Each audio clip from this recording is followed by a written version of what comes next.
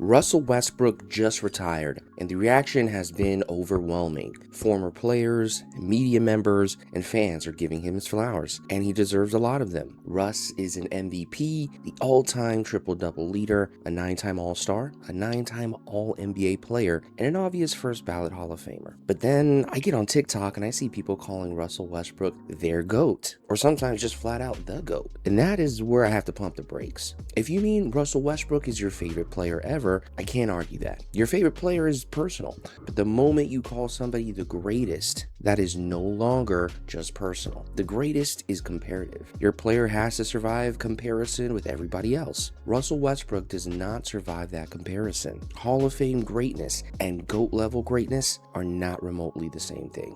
About a week before Russ retired, I made a video asking why a player with his resume was still unsigned.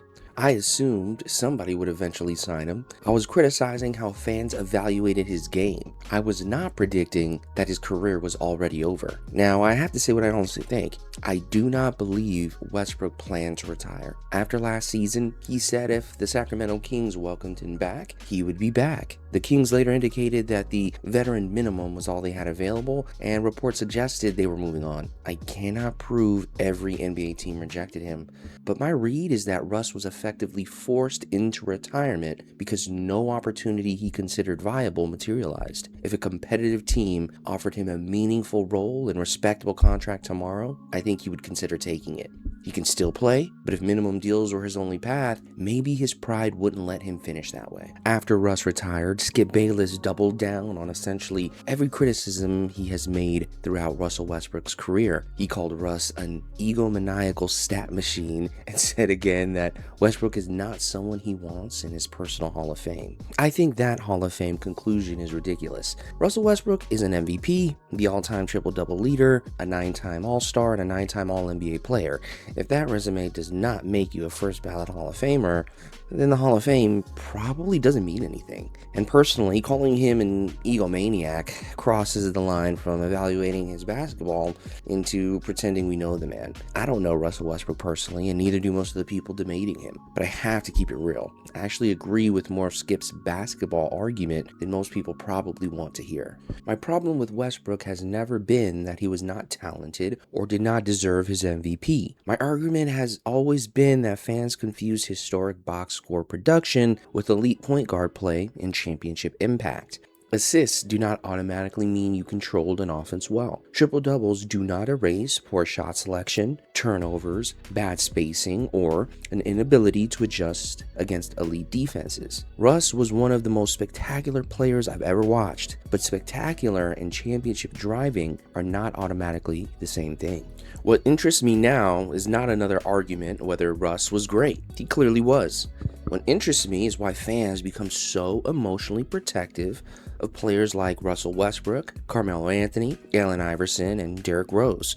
These 4 players are very different, and they don't want to flatten their careers into the same story, but they share something psychologically powerful. They became icons without ever becoming the final boss who repeatedly destroyed other fan bases' championship dreams.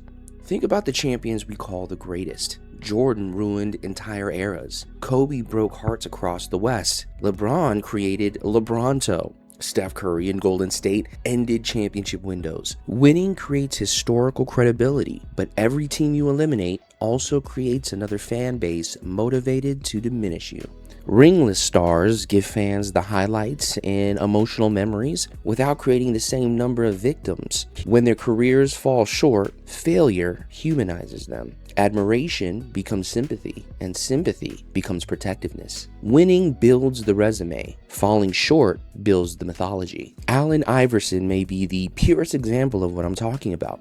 He was an undersized, uncompromising superstar who did not just represent Philadelphia. He represented an entire generation of fans who saw themselves in the way he played, dressed, spoke, and refused to be reshaped into something more comfortable for the league. His 2001 finals run is remembered like a heroic solo mission. To be fair, that Sixers team was elite defensively and featured the Defensive Player of the Year in Dikembe Mutombo. Iverson did not literally win by himself, but offensively, everybody knew where the pressure was going. He absorbed the traps, the contact, the shot-making burden, and the blame, and he kept attacking anyway.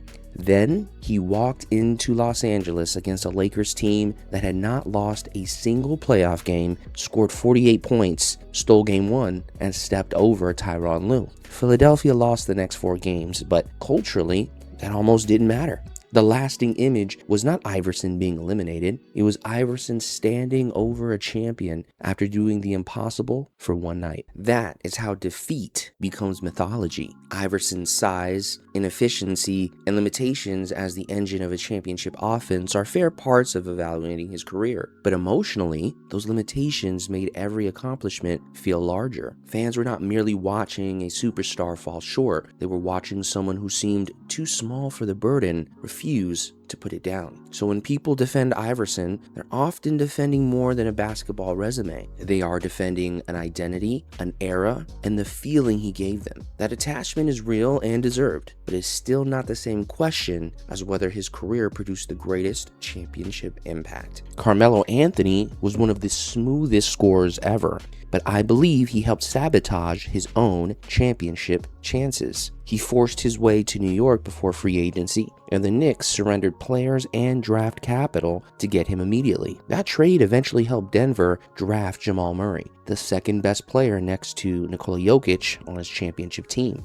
The Knicks deserve plenty of blame, but Melo chose financial certainty and immediate control over arriving in the best basketball situation. That belongs in his story. Westbrook is different. He had a long prime and plenty of opportunities. His problems were not invented by the media. His decision-making, shooting, turnovers, and off-ball limitations genuinely made championship basketball harder at times. And then there's Derrick Rose, the player I want to be especially careful with because his story is fundamentally different. Derrick Rose did not simply reach his ceiling and fail. A catastrophic injury changed the course of his career before we ever got to see his fully developed prime. At 22 years old, he was already the youngest MVP in league history. And I'm not saying he was destined to become the greatest point guard ever. Greatest requires longevity, championships, and a completed resume. I am saying that D. Rose had the potential to become the most physically dominant point guard, the most overwhelming small guard we had ever seen.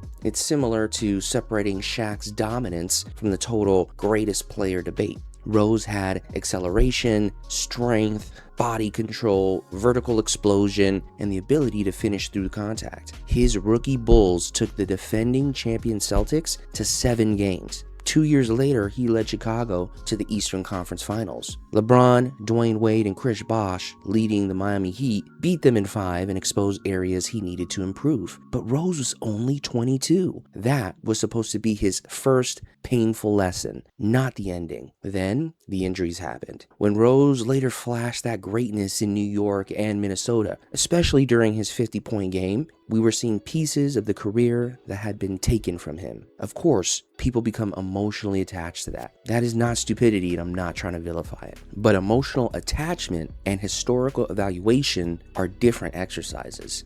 I can believe Derrick Rose had an almost unprecedented ceiling and still acknowledge that injuries prevented him from completing the resume required to rank among the greatest point guards ever. I can respect Iverson's influence, love Melo's scoring, and acknowledge Westbrook's production without pretending championships and playoff translation no longer matter. When I evaluate NBA greatness, championship impact tops my checklist. I am not mindlessly counting rings. Robert Horry is not greater than Michael Jordan. I'm asking whether you were a central reason your team won, or whether you consistently drove championship level basketball. Did your game hold up against elite defenses and repeated adjustments? After that, I look at individual peak, longevity, consistency, production, accolades, and context. Injuries matter. Teammates matter. Coaching and organizational competence matter. Context explains the resume, but it cannot manufacture one.